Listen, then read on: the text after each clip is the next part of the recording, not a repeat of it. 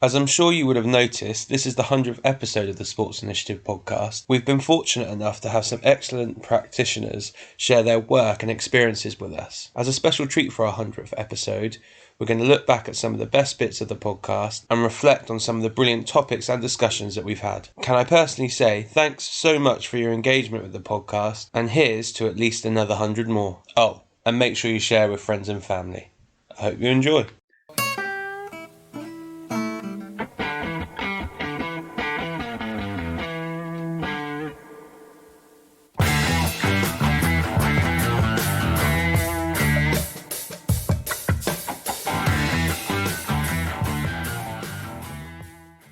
Our first clip comes from episode 23 with Russell Earnshaw and John Fletcher, the founders of the Magic Academy. They discuss how session design can help develop leaders. I mean, everything that Rusty said, so lots of it should just be implicit and through how you're designing stuff and your skills as a coach and stuff. But occasionally you might want to go, so we're actually going to focus on leadership. So like, and maybe use the whiteboard or use the clickers or use parents just to notice some stuff.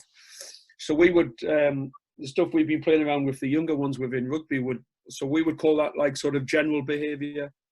So like who's the general, maybe associated with an animal when they're really young. So who's like behaving like a lion. If you've associated or sort of lying with sort of leadership stuff. And then just notice it, just like, and then praise it. It's just what good coaching, good parenting would be, really, isn't it? I think we're missing loads of good leadership stuff.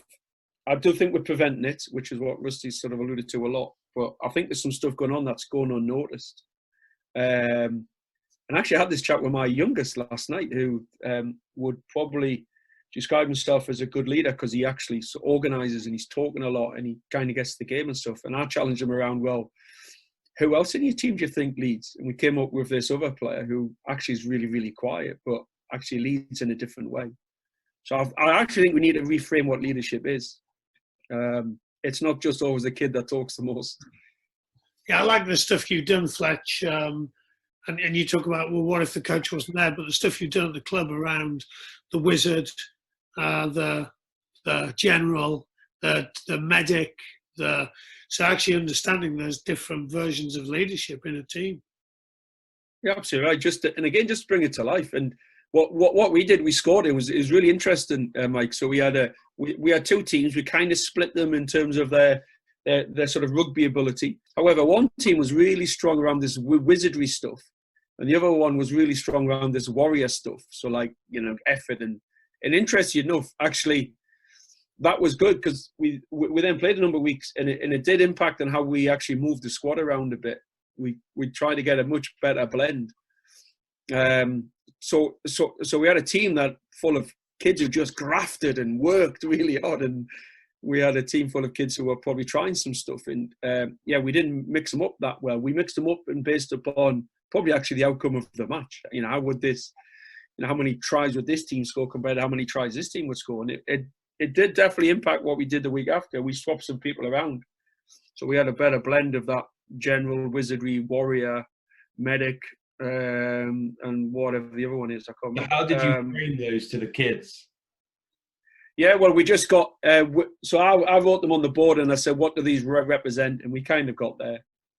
So, like, the wizard was the easy one. So we would talk a lot about magic moments. And actually, they got them all really quick, really. General. So, like, what sort of general behaviour.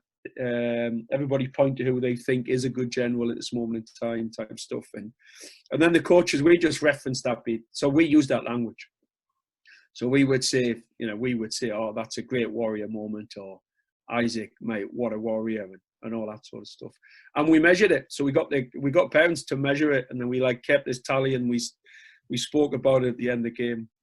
We played a team called Northern who are really strong. I mean, we got thumped, but we did really well around this type of stuff, and the kids loved it. The kids just loved the fact that we were measuring it and we're trying to support them around it, and we had some conversations. It's definitely something we're going to do a lot more of. It's going to come even more into our training, not just our games.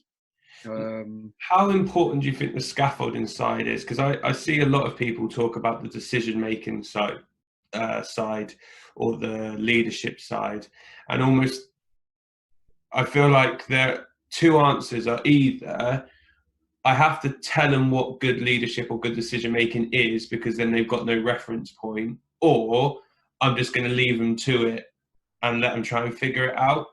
I think a lot of coaches struggle with that in between and providing a certain level of scaffolding or support, but then allowing them the autonomy to go and look around. How important do you think kind of figuring out what scaffolding needs to be in place is? I think it's critical. I think Twitter's full of people who claim there's people at either end of the spectrum, and the reality there isn't. Co-creating was something I was thinking about then. So as an example with hockey goalkeepers, they're often getting changed a little bit longer than everyone else. It takes ages to put the kit on. So they're kind of, how they interact with their peers is slightly different, and they've got a mask over their face.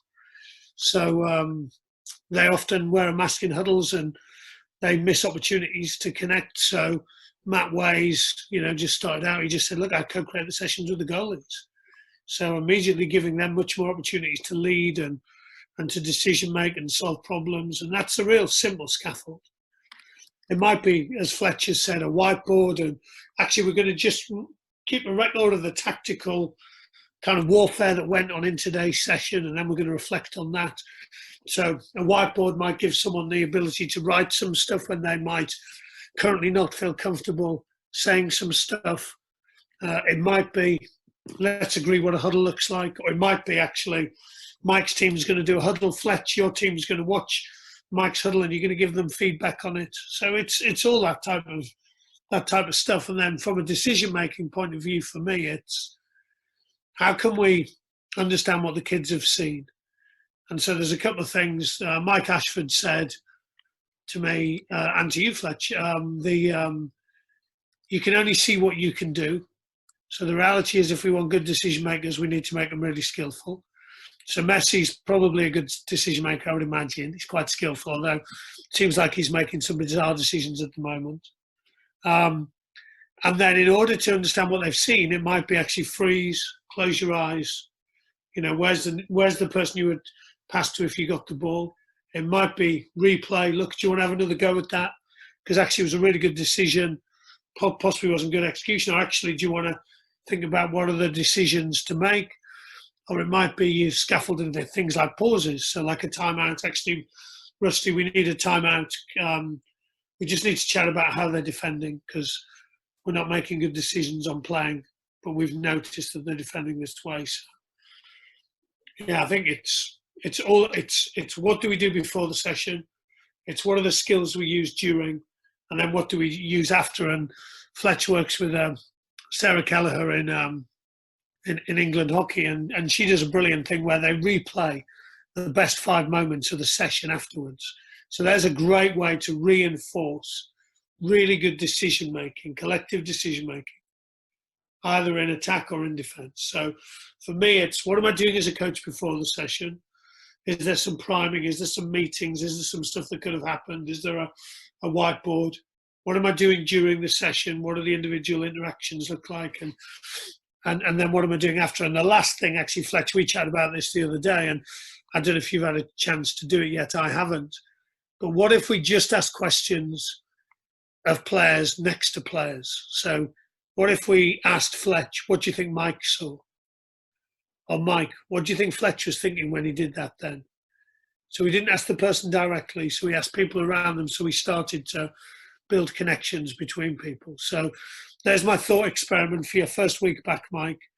You're not allowed to ask questions directly to people. You have to ask questions about people to other people. Our next clip comes from episode 69 with Todd Bean. Todd is the founder of the Tova Academy, which looks to promote the football philosophy of Johan Cruyff. Here he discusses how session design can holistically affect and improve an individual.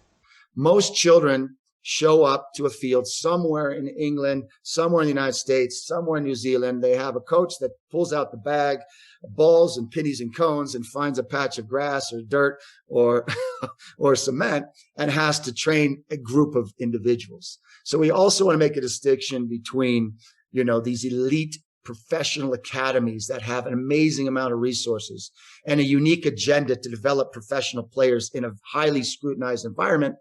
And Todd being the coach in California that's trying to promote learning and joy for the under 12 boys so that they maximize their potential on and off the field.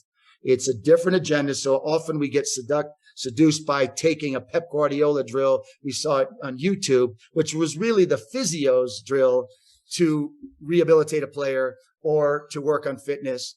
And then we think, okay, that'll be great for my under 12 team. I would suggest not YouTubing your way through under 12 trainings, because that's not coherency, consistency for a player in a learning program that will promote the maximum joy. That's Pep Guardiola and his very sophisticated staff exercising their task to make sure that every player is capable of playing as much as possible in a complex professional environment. And I think that's where also we get duped into thinking that the top level is the same as the youth level. And it's not. And we want to recognize what children are doing when they're in the process of maturation and what children are needing when they're maturing through those ages. Yeah, I think what you said there is really important. I'm a big believer in this. You can't just steal sessions from the top end, because this might not be pertinent to your under 6 who's just started playing football. So maybe if they've been working on bicycle kicks, well, this little under 6 can't even kick the ball yet. So maybe doing that for him isn't right. In terms of like a curriculum or syllabus that you guys have in place that you work with, your selected coaches or clubs with, do you have anything particular in place, and what does that actually look like? Yes. So when we work with clubs, and it was also the same, working back with Ajax at the highest level, this is consistent. We always start with envisioning the ideal, and it's a process, right? Most coaches want the drills. And I cannot emphasize enough that that's the last place you start. The how to train is the last. The why is the most important. Why are we training this population of children in our charge, right? Who are they? Where are they from? What is the agenda? And at Tovo, we come back to one basic why.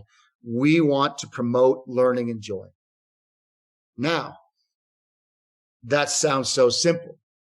So from that point, we start to examine our assumptions. Okay, if we want to promote learning and joy, is what we're doing currently the most effective way to promote learning and joy? For example, simple example, is winning and losing the best metric if my agenda is to promote learning and joy?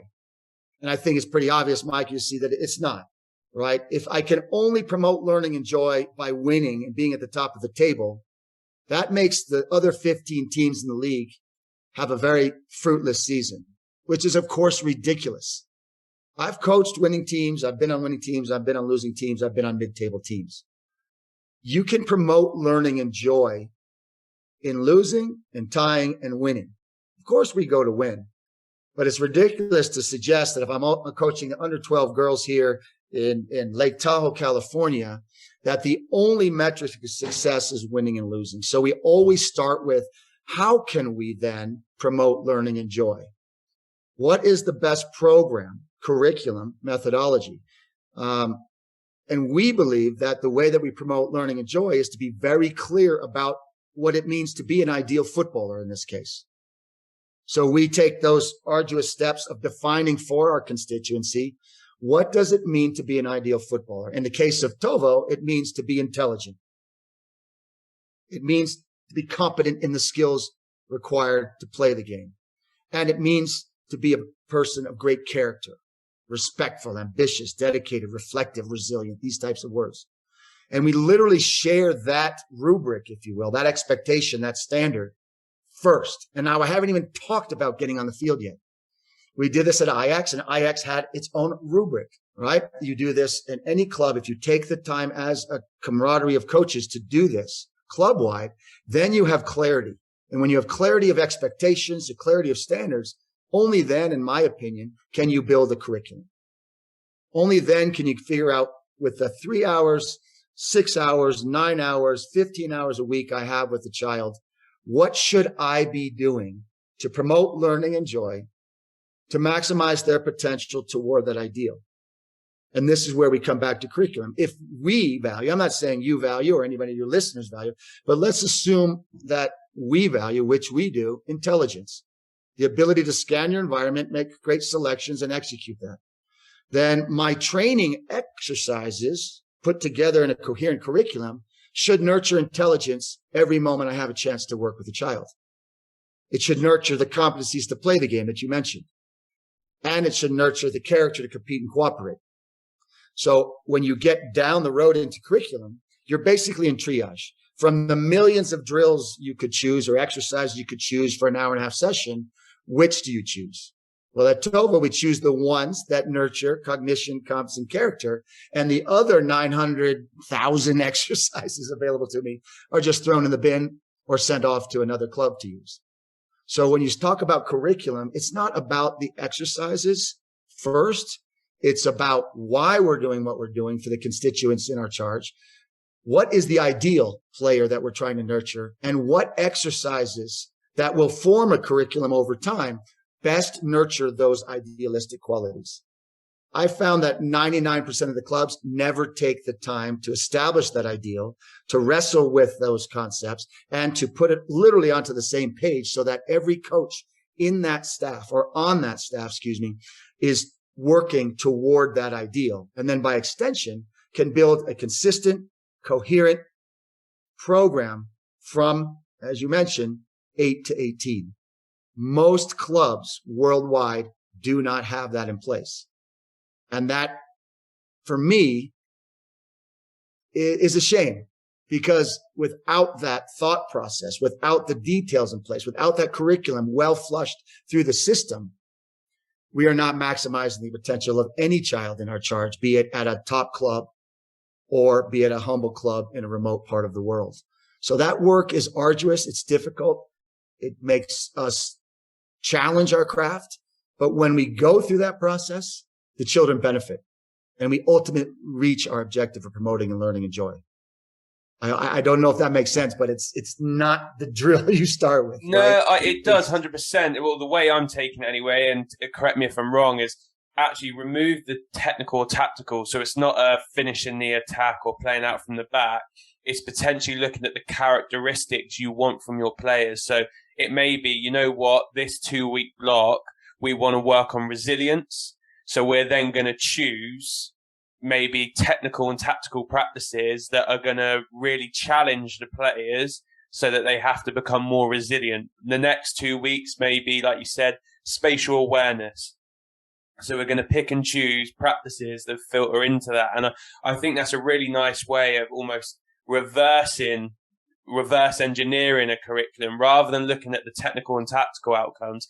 Actually, what are our psychological, personal, social outcomes that we want? And then we're going to fill in the blanks beneath that, because actually there's so much resource in terms of technical and tactical stuff that we can use. It's hard. And I know it's going to be probably a little disturbing saying this, like there are certain structures that we don't use at Tovo. For example, it's so popular, as you mentioned, so popular divide. And so this is where we can have a discussion and about that. It's so popular through FAs or and federations worldwide that we make this sort of social, psychological, technical, tactical dissection. But if you think about what we're doing, we're re-engaging this Descartesian model of deconstructionism, right? Which is, if as a coach, I can deconstruct the parts and focus on the parts, then it works. So I want to suggest to you, Michael, we don't do that. As much as that sounds logical, we just don't do that. I don't use that typical English FA, psychological, tactical, because I don't believe that that's the way children are as beings, or any of us are as beings. Like, I'm not right now focusing on being resilient in this way. I'm focusing on taking on the challenges of my life in the environment in which I live. I've got 6 children. I've got to get some work done. We're having a great conversation. So I'm not like thinking right now after breakfast, I'm going to spend 20 minutes on being resilient, and then I'm going to do 20 minutes of building out of the back, and then I'm going to be So I think that model, the paradigm I spoke about, that traditional model, is a very Western model of thinking about life. right? And I should say Western and not to include indigenous tribes with whom I've had the opportunity to work. Indigenous tribes do not make that dissection as much as readily as we do out of Western Europe, which was, let's break it into those parts. So I don't agree with the FA as much as you might suggest in breaking it into the psychological components. So when we train principles of play. And we have 14 to honor Johan and the vision that he had about football. We have 14 principles of play. We'll select a particular principle of play. And then we know that the exercise that we choose, because it is not so deconstructed, divorce the mind from the body and the heart, cognition, comps, and character, the exercises are holistic. They always demand intellectual development, cognition, the competencies, the fundamentals of angles, distance, timing, lines, situation, as well as passing, receiving, shooting, dribbling, and heading, and the character to compete and to cooperate, to demonstrate ambition and dedication and courage and resilience, right? So we don't divide our curriculum into one small subsection of that. What we do is to ensure that we maintain the integrity of cognition, comps, and character in every exercise. But to teach practically, we may focus on reflect upon one principle of play, understanding that the social and psychological and everything else is actually holistically engaged in every moment, with the exception of water break and maybe our mobility exercises with our physio. So I know when I go out to a TOVO training that the training will be mentally incredibly demanding. It will have to require resilience because every exercise is a competitive contextual exercise. So there's consequences for failure. And when you fail, you build resilience by overcoming that. I don't have to necessarily spend 3 weeks on resilience because every day is about resilience. Every day is about ambition and dedication and courage and reflection and respect. You win, you shake hands. You lose, you shake hands. You polish your boots. You pick up the equipment. So I don't isolate the character and I don't isolate the cognition and I don't isolate the competencies, except to say that we may be working on something, as you mentioned, that is relevant to our capacity to compete this weekend, and to try to put that in the forefront of a child's mind while every other element of cognition, competence, and character maintains the integrity because of the exercises we choose. Our next clip comes from episode 84 with Dr. Rob Bell. Here he discusses the importance of resilience in young athletes and why having a bump in the road can help athletes longer term. What you've mentioned there a little bit is around the identification process. So when we look at this in younger athletes, how can you go around identifying whether they maybe do have high levels of mental toughness and resilience or don't, and who maybe we need to work with or who it might be troublesome moving forward? Well, I think speculation is the mother of all evil. What I mean by that is there'll be so many people that miss on athletes because we make a decision when they're, prepubescent 12-year-old. And, why do we miss? Because we made this impression of an athlete that has not fully developed yet. And if you pop popcorn, it's the same thing, man. That's how development works, right? If you're like, this kernel right here, this is going to be the best tasting popcorn that there is, but they all pop at different times. You never pop popcorn and they all pop at once. And so to identify really gets difficult. So this is what I have seen, is that anyone who's really going to reach their full potential needs to be told at some point that they're not good enough. You can't do it. That's a bad idea. It's a horrible way to coach. It can ruin a lot of people. And I don't recommend that as the way to coach. But what I'm saying is only those who were told that reach their true potential. And the reason why is because there is no ambiguity when it comes to that. Those individuals are going to listen to the coach that cut them, or they're going to listen to themselves and their self-belief. There is no middle of the road. If you just get told as a young athlete how great you are, well, at some point, everyone's great. And then you really start to question it. Well, am I really that great? And then that becomes a really abyss type area to be in. And so that is the only indication that I know when someone was told that they weren't good enough. If you go and you ask anybody who's been super successful, who told you weren't good enough, and they can nail it, right? Hey, it was my 7th grade teacher, man, Mrs. Barlow. She said that. Or, I was on a developmental team. I got cut when I was 14.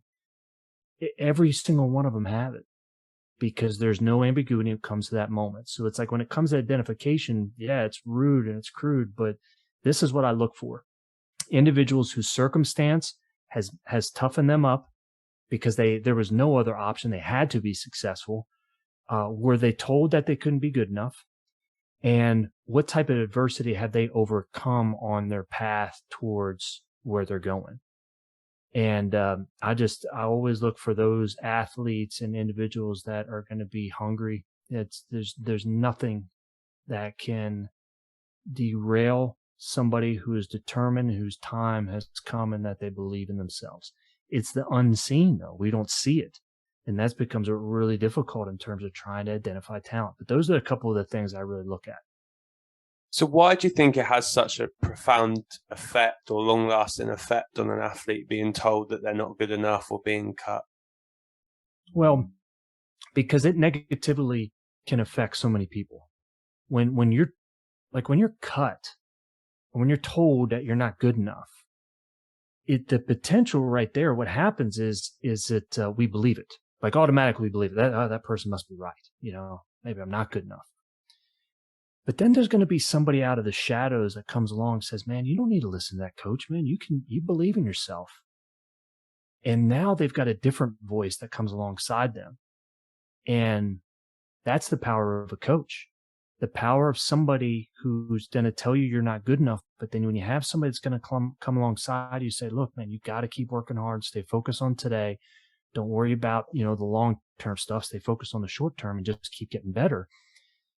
It becomes the most powerful type of, if I look at like getting struck by lightning is very powerful.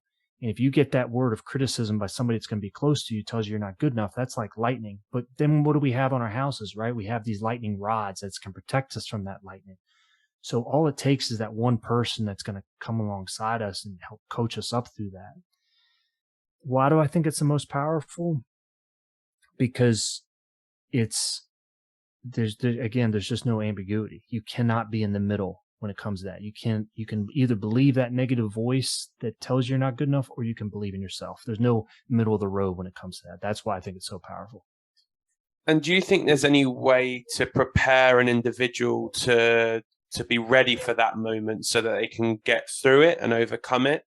So I think of you mentioned earlier around, for some individuals, this is a long-lasting effect and they may not carry on sport, may not carry down the successful road they've been on. But for some individuals, it really makes them. Is there any particular strategies you can put in place to help people overcome those moments or setbacks? Well, I think it's a great point. And let me just reiterate that a little bit. I mean, just look at individuals that have dyslexia and the amount of people that have dyslexia that end up becoming millionaires. Here in the United States, if you look at immigrants, if you look at all millionaires, 30% of them are immigrants. Why is that? Because their situation forced them into something where success was the only other option. There's not going to be any plan B. There's a plan A, and that's it. And how do we get ready for that? Well, what I think is important is mental toughness it's caught more than it's taught. Your situation or experience is going to be, you're going to catch it. And when you get to be successful or when you fail, both is going to happen. Now it's a fish or cut bait moment. Now you are left naked in front of the gods. What are you going to do next? Like, you have failed, you have missed. What now? And it's only in those moments then that the real human spirit can come out. So if mental toughness is caught more than it's taught, how do we prepare these individuals for that moment? And what I say is this, is you have to, in one way or another, coach them up that they are getting ready for some type of adversity, moment, or person that's going to make all the difference in their lives. They just don't know what it looks like or what's going to come. And so what are the areas right now that you need to prepare, that you need to work on? So when those moments hit, you're going to be ready. When that failure hits, how are you going to bounce back? What's going to be the feedback? Are you going to start blaming other people? Are you going to own it?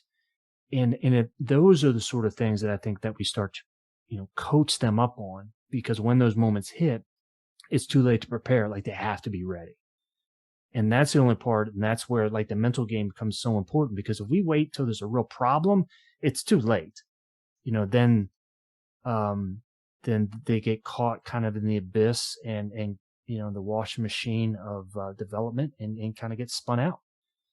And that's the power of the coach, and that's the power of the mental game, is trying to prepare them, letting them know that no matter how bad a situation is, no matter how bleak an outcome looks, it's only going to take one. It only takes one opportunity to make all the difference in your life. That's what you're getting ready for. Our next clip is from episode 44 with Larry Sunderland. The academy manager at FC Cincinnati discusses his individual player profile ideology, the 10+. So I guess linking this back to where we were at the start, obviously it sounds like your vision is to make, holistic players or well-rounded players within your setup. So I guess what is the academy vision for you guys? What does that look like?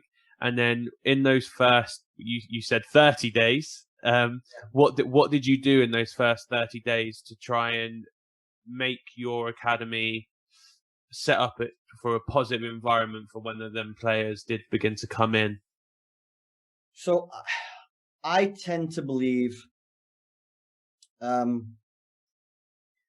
kind of have when I think about players and when I think about the future game, I guess I have this idea in my head of every player is like a 10+.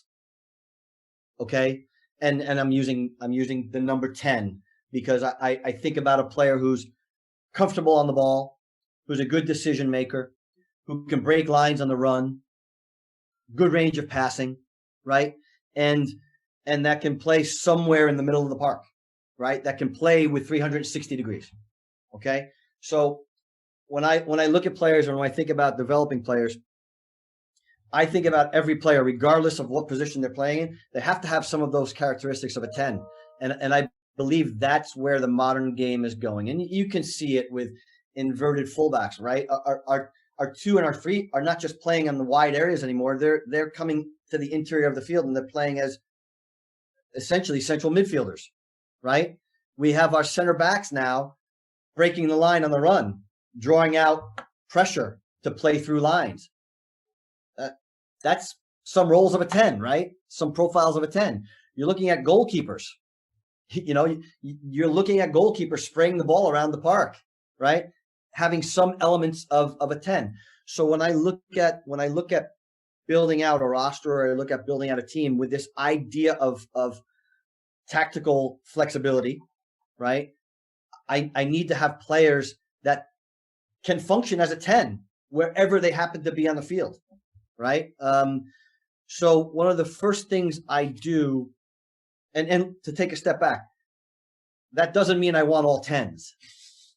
So I don't want anybody listening to go, oh, he just wants all 10s. No.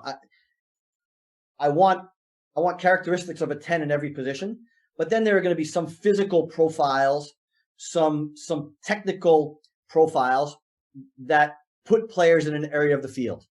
Okay, so if I'm a 10 who is extremely fast and very good in 1v1 attacking duels, he's likely to end up in the 7 or 11, right? If I'm a 10 who is good in the air and I happen to be 6'3", well, I'm going to be the new center half or center back, right? So I think when you start with that foundation, you need to start with a player who is very comfortable with the ball in possession. So what I've done at all the academies I've been at, my first task is to dominate possession. And that's what I've done in Chicago. That's what I did in Portland, and that's what we're doing now in Cincinnati. And you can get the analytics on that. Now, the analytics will tell you how many passes you're making. The analytics will tell you how many passes you're connecting.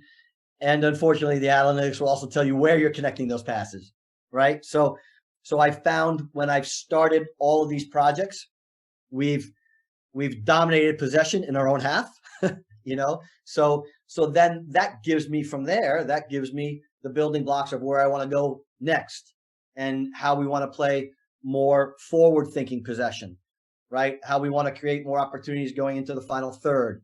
And these building blocks begin to grow on one another to eventually where you get an academy built on your principles, your sub-principles, whatever they may be, but now you begin to have a real identity within your academy.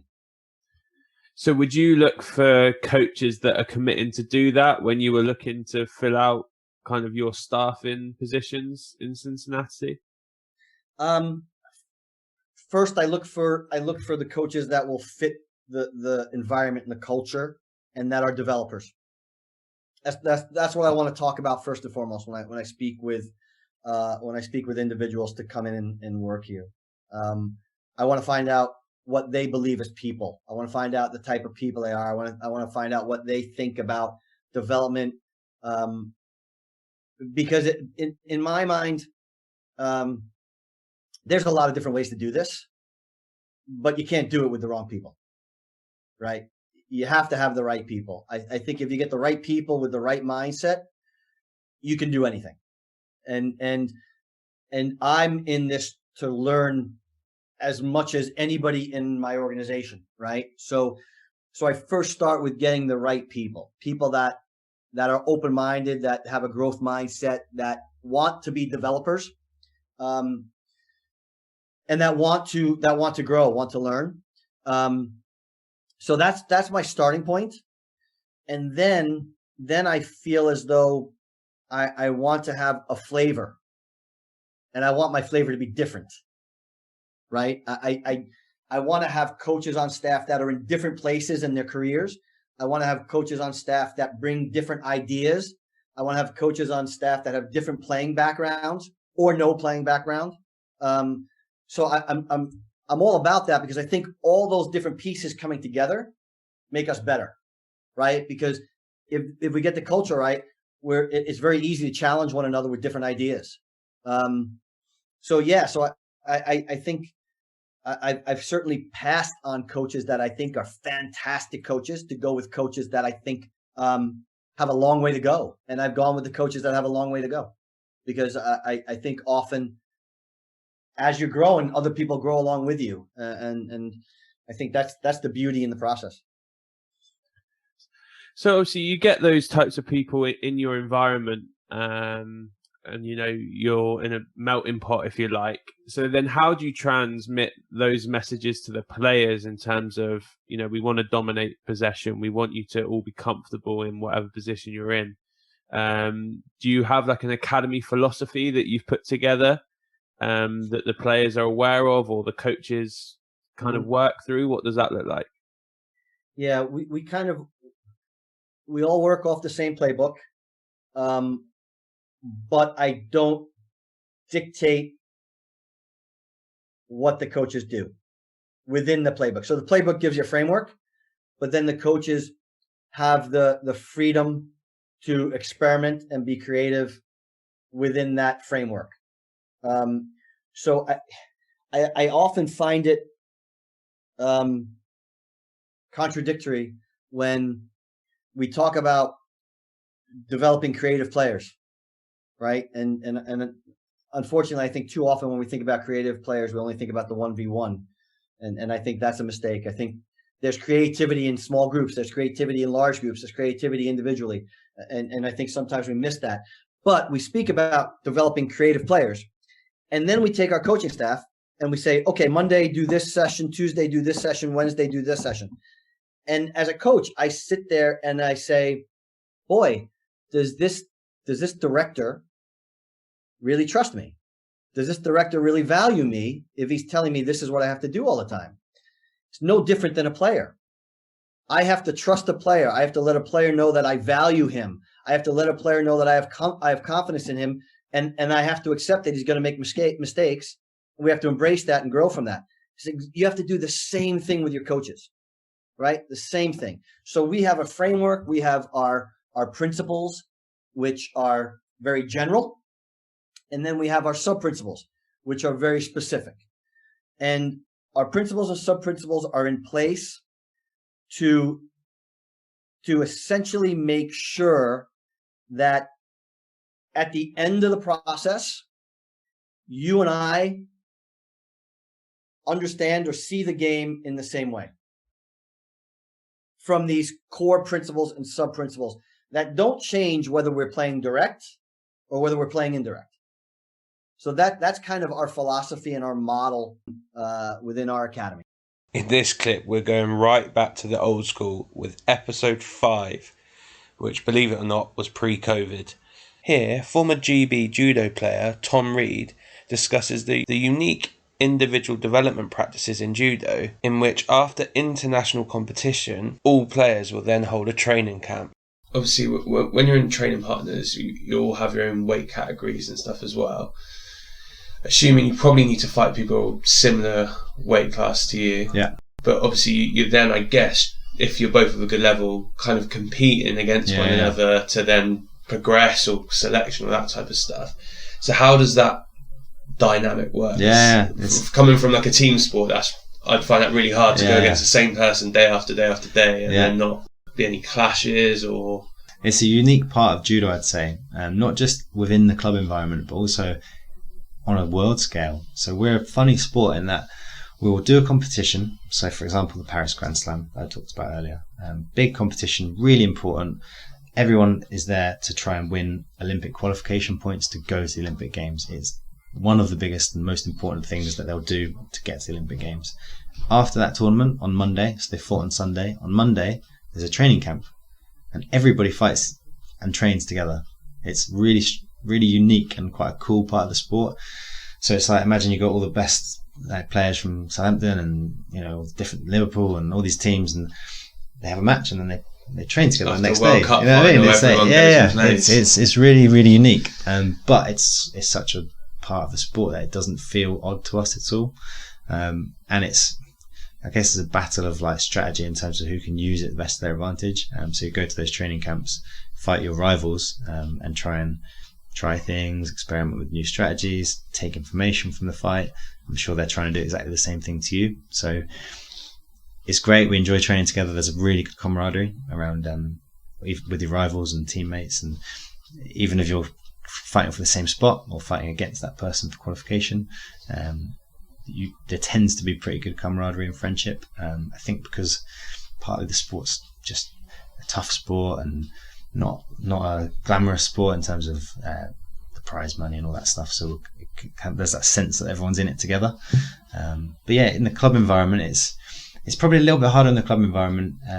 The hardest thing is when you compete against each other in competition. So training doesn't, from my own experience and from what I've seen as a coach, normally isn't an issue. So we'll have players the same weight categories fighting for the same spots, training together, and I think because the sport isn't huge in terms of numbers, they're normally grateful to have a good partner to train with. But when they fight in competition against each other, which does happen, like club within the same club competing in competition, that's a really odd dynamic, and that's a really high pressure fight. I think because you're going to go back to the club environment and one of you's won and one of you's lost. So that sort of status that comes back with you is a big thing. So that's the most challenging ones, I think. Did you have that at all in your career here or not? Yes. Let me think. Team Bath, yes, a little bit, but not as much as others, because I was for most of the time I was the only person in my weight category. There's a lot of people category below me or category above, so great training partners, but not head to head in terms of competition. And the times where there was people in the same category as me, there's quite a big difference in terms of the stage of our career and the level we were competing at that time. So it wasn't such a big thing for me, but for other people it was. Yeah, the weight category below, we had two guys that were both sort of international level that would compete against each other quite regularly, and that was always fun when they come back to training afterwards. But, you probably feel bad enough, and then everyone's given. Yeah, exactly. People tend to be quite sensitive around it. But yeah, I did have it at the funny one at the Commonwealth Games competing for England, which usually we compete for GB, but obviously Commonwealth Games competing for England.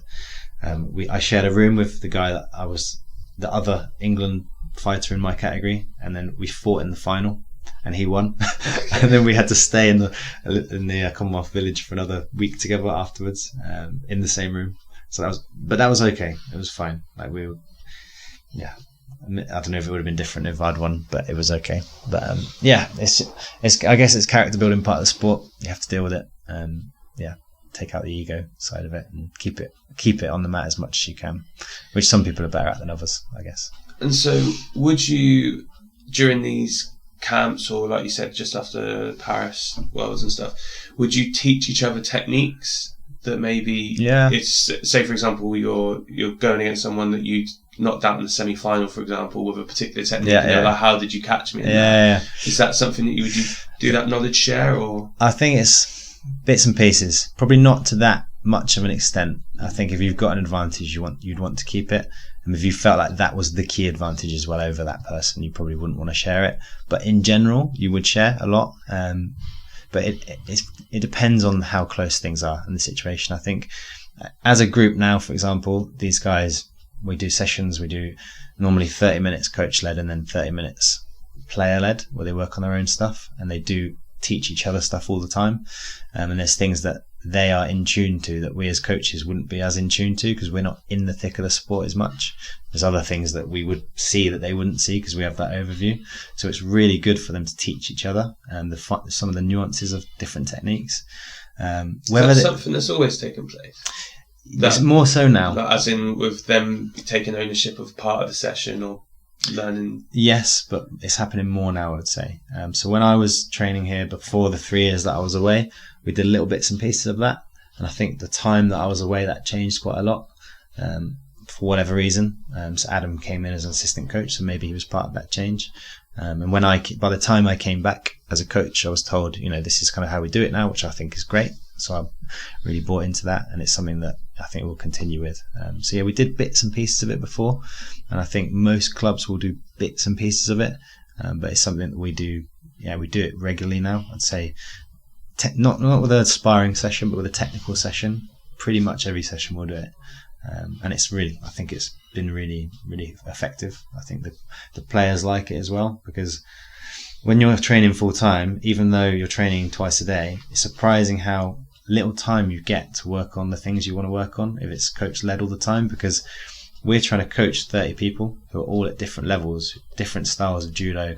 They might have completely different interpretation of the sport of judo. So as a coach, it's so hard to run a session and we've only got 2 coaches, so we can't split the group up into lots of different groups. So you feel like some of the stuff you do, it's not that it's not relevant, it's relevant, but this is what I want to work on. I'm not getting a chance to work on it. Like, when can I have time to work on this? So I think giving them that time, they really appreciate it. In our last clip, FAYCD and former Fulham Academy coach Jeff Noonan discusses Fulham Academy's success and why he thinks so many players flourished under their care. During your time at Fulham, you would have seen a lot of players come through, and you guys as an academy had a lot of success. Noticeably, you've got the Sessegnon brothers, for example, who have come through. Ryan, I'm hoping, does well for Tottenham this year, as being a Spurs fan with Harry Kane going. Hopefully he scores some goals. So what, in terms of the players that progressed and have gone on to have really very good careers, or in the pro game, what stood out about those players, if anything? And was there anything along, for example, Ryan Sessegnon's journey that stood out as something that you guys implemented to help him progress during his time with you?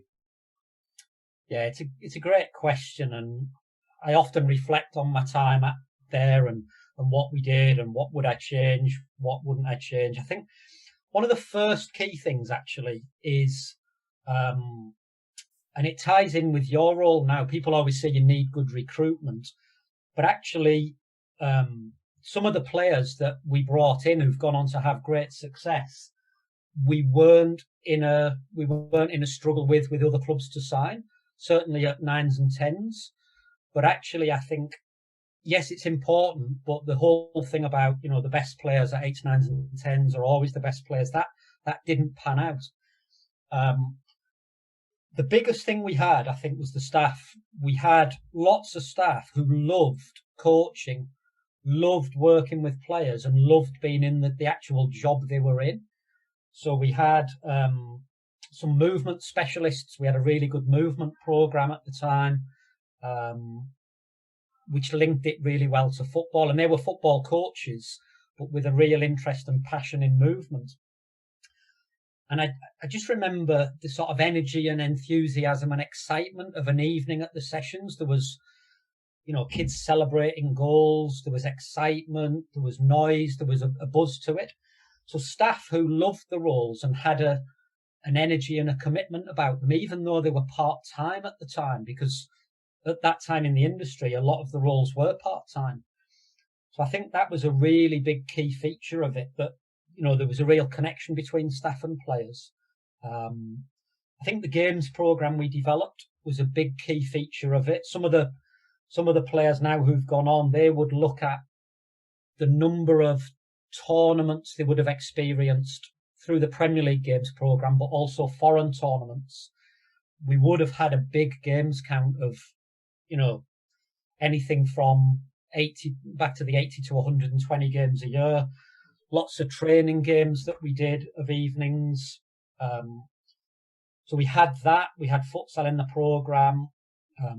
We also had, I think, quite a varied calendar, something we spoke about earlier before the call about when do we train, when don't we train. So for me, actually, May, June and July are great times of the year to train because it's nicer weather, you can coach more, it's, kids are not freezing. So that was a big factor as well. So I think there were lots of things that went into it that I look back on. And one of the things on the staff that we had was this, I think people call it the cognitive differences now, but we had people who believed in you must do unopposed repetition, you must do drills. And we had people who believed in everything must be done in a game. And it was pretty hard managing staff with really different views. But looking back, I think the debate, and hopefully people would look back and think, people were allowed to share their opinion and discuss coaching. I think that was key as well, that we could have those discussions about what went on. Yeah, I think it's really interesting and gives quite a holistic view in terms of there's probably a lot of different contributing factors that bring success and supports those players, which is really, really interesting. Is there any particular one moment during your time at Fulham or Palace that stands out to you as like a real good piece of work that was put together for a player, either where they got a strength into a super strength or an area for development into something that they'd had success with? Is there anything that either yourself or one of the other coaches implemented that you were like, actually, on reflection, that was an outstanding bit of practice? Yeah, I think generally the IDP work, so around about 2012, the audit system came into place. And I think we were doing it pre-audit, but we would start to break off and do some individual work with players in twos and threes. That's not purely individual, but small numbers work. And I think some of the work that was done then with individuals on their movement, their receiving, their ball striking, and often the two-footedness now. I look at players who've come out and their ability to be comfortable to use their weaker foot, to get it to a level that isn't a hindrance. I think that's been quite powerful now. And yeah, certainly watching players who actually then went through the older age groups at Fulham and decisions were made where they've been released but gone on to be successful elsewhere. I still, I look at those with pride that we had some impact and some support on their program. Yeah, I think that those IDPs are only going to become more and more prevalent. And I think that, as you said, allowing players to work off both feet is a really good tool to have. And I know for sure I could have done with it when I was a kid, because my left one's purely for standing on now. So, yeah, and I think, sorry, Mike, there's just a discussion on that as well that we now talk about is it two-footedness or two-sidedness? So actually, you might have the ability to deal with the ball off both sides, but manipulate your body in a good way. So you look at Harry Maguire, who's excellent at bringing it out on his right foot, but he's on the left side of the pitch because of the way he manipulates and moves his body. So that's always a good discussion with coaches as well. Yeah, and I think that you can look at defensively as well. You look at the first game of the Euros, there's a lot of talk of why Trippier was playing left back. And it may have been to go against Perisic, who cuts inside, but Trippier's comfortable enough to him coming in on his stronger right foot and being able to deal with the one down the line. And I think, as you said there's a lot of discussion around are players competent enough to be able to switch into multiple positions? And they may be, he isn't going to be as good as a left back as he is a right, but is he competent enough to solve the puzzle that was ahead of him for that game? And evidently we won the game, so he probably was. So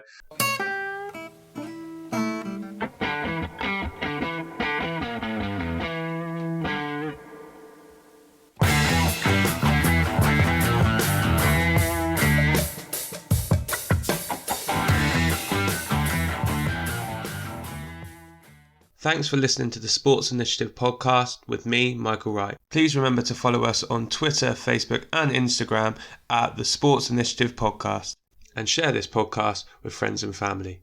I'll see you next week.